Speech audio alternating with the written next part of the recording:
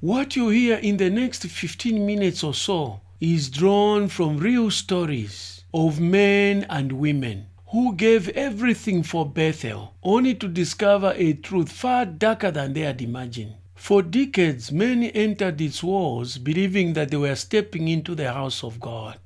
But behind those walls is a system that transforms faith into fear, hope into heartbreak, and leaves many changed forever. If you are new here, you are welcome to the channel that religious leaders hope you never discover. I'm Dr. K, a theologian, polemist, consultant, and author. In addition to 3 other degrees, I hold 2 PhDs and a degree in theology with distinction. But forget about the diplomas. What sets this channel apart is our relentless pursuit of the truth. Here you get what religious institutions are desperate to keep hidden. If you crave for such deep dives, subscribe and smash the notice bell so that you don't miss what is coming. Bethel is an ultimate spiritual goal for many Jehovah's Witnesses. Getting an acceptance letter is like you have been chosen by God Himself. It is seen as a reward for years of sacrifice in the sacred service of Jehovah God. But the question is, what happens when you arrive? Why are so many disillusioned and even traumatized? The answer lies in a predictable, devastating journey. 5 stages that nearly every Bethelite endures. And today I'll walk you through each of the 5 stages. And we are getting these stories from those who lived it. Stage 1, arrival and idealism. The first stage is pure euphoria. Imagine you are at 20, after years of service, holding that coveted Bethel invitation letter is a dream come true. The pride, the sense of destiny, it's overwhelming. You are convinced you are about to embark on the holiest journey of your life. This is what a young man described his mindset upon arrival. He believed that his very survival at Armageddon depended on him being at Bethel, and he poured all his hopes upon Bethel. He later shared. He said, "If I was to survive Armageddon, then Bethel was my best chance of growing in faith and being the spiritual man Jehovah expected me to be." For many, this is the best moment in their lives. Another former worker remembered the sheer joy of that first day, moving into Bethel, full of hope and pride. He reflected, "Receiving that acceptance letter was the best time of my life. I was moving into Bethel full of hope, convinced I was about to serve in the house of God." Women, though fewer at Bethel, often arrive with even higher expectations. Joy, invited at just 20, was married to an elder and had years of service behind her. She felt chosen, special, destined for something greater. But years later, she would reveal the emotional devastation that followed. "Even after years of high service, leaving Bethel left me deeply shaken. It took me many years to gain self-esteem after leaving the organization." This is the cruel irony. The higher your hopes, the harder they fall. The honeymoon, unfortunately, doesn't last. It hits you with a vow of poverty. Because the Jehovah's Witnesses that feel privileged to go and serve at Bethel have to vow a vow of poverty, to live on the barest minimum. Every Bethelite has to sign away his or her right to savings and wages. Suddenly, you are working full-time, 44 hours a week, for a monthly allowance that can barely cover your basic needs. A Bethelite with a degree found himself trapped in a system. He explained the harsh reality.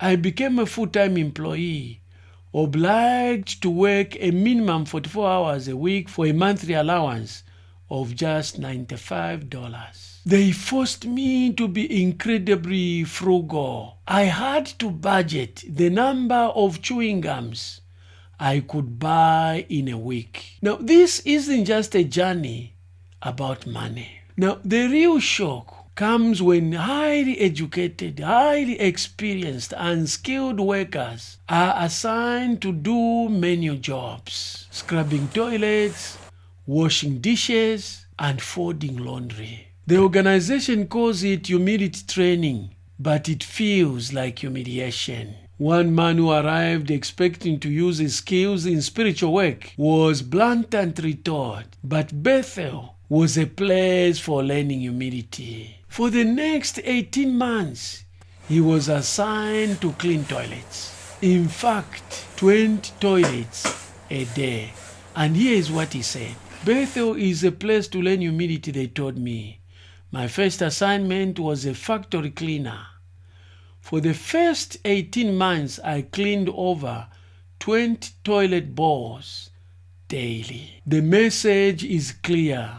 Your value is measured by obedience, not ability. The cognitive dissonance grows.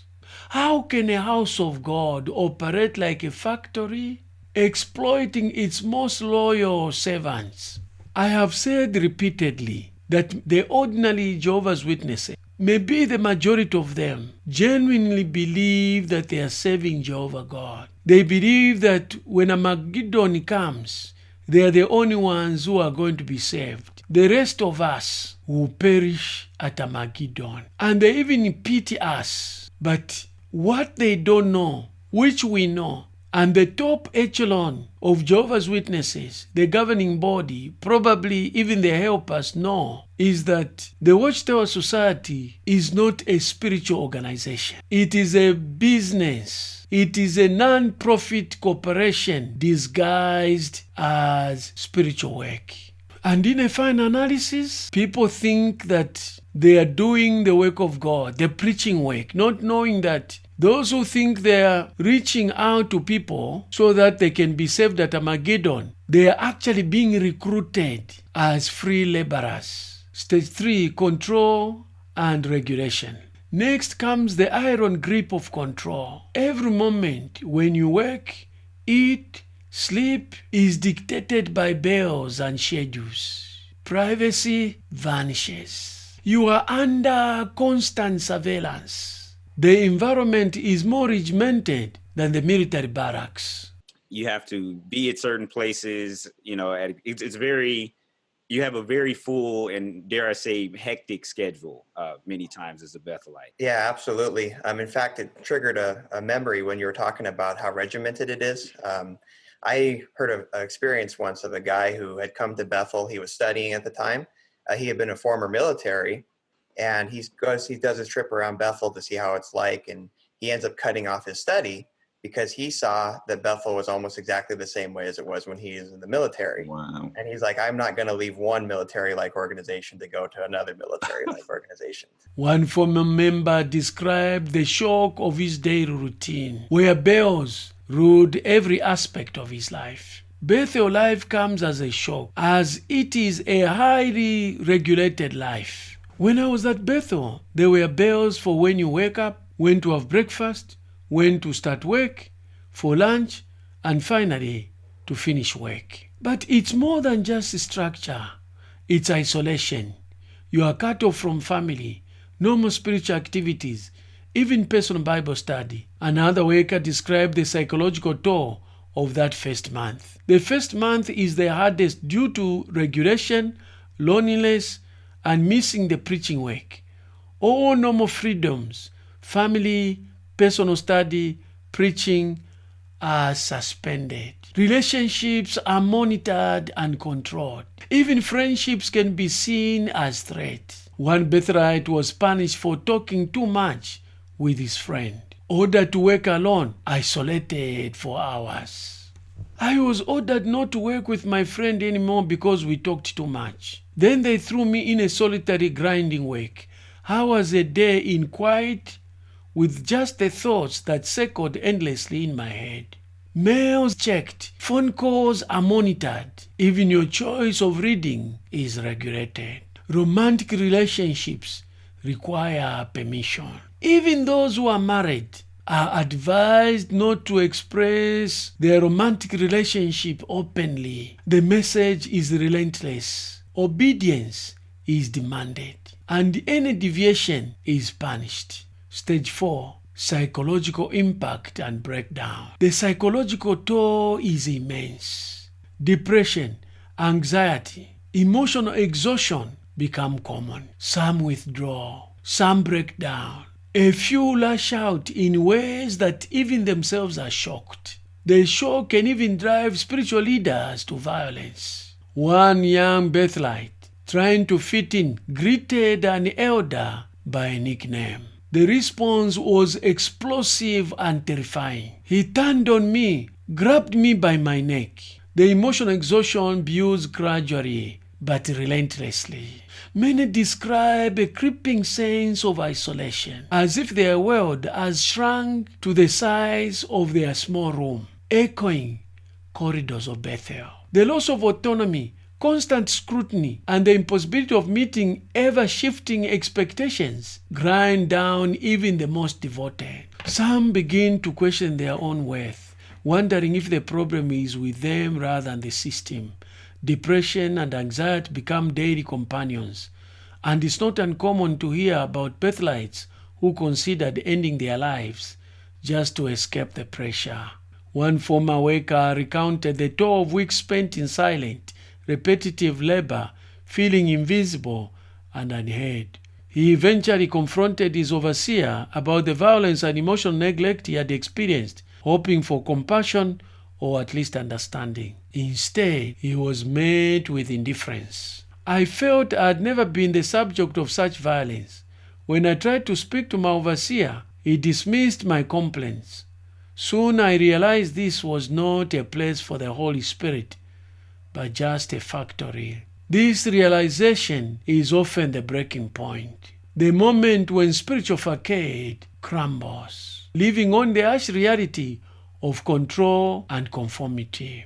Stage 5. Awakening and exit. For some, the awakening comes like a lightning bolt. For others, it's a slow dawn after a long, dark night. The final stage is a painful reckoning of truth. Bethel is not what it claims to be. The promises of spiritual fulfillment and divine approval give way to disillusionment and, for many, a profound crisis of faith. One Bethelite described the moment he accepted what he had been denying for months. The difficult part of me was coming to the realization that this was not a place of Holy Spirit, just a factory. At that point, I began searching doctrine and finally rejected the organization.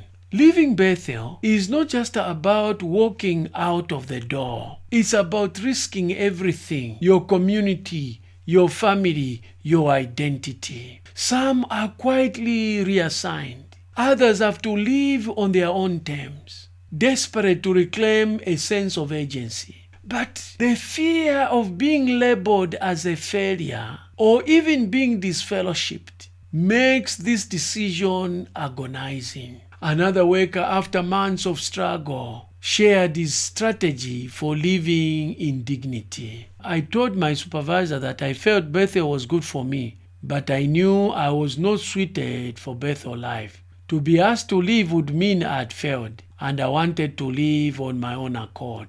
For women like Joy, the journey to self-worth is long and fraught. Years after leaving, she admitted she was still rebuilding her confidence and sense of value. These 5 stages, arrival and idealism, harsh work conditions, suffocating control, psychological breakdown, and final awakening, are not isolated events. They form a pattern experienced by countless Bethelites. Please share this video. Awareness is the first step to healing. If you're a survivor, know that you are not alone. There is a community ready to support you. Thank you for watching up to this point. If you have enjoyed this video, kindly do me a favor, like, subscribe, and smash the notice bell so that the message in this video can be seen by more people. Because the more you subscribe, like, comment, and share, the more YouTube spreads the message in this video to many more people. To watch another video about the experiences of other Bethelites, click on this link.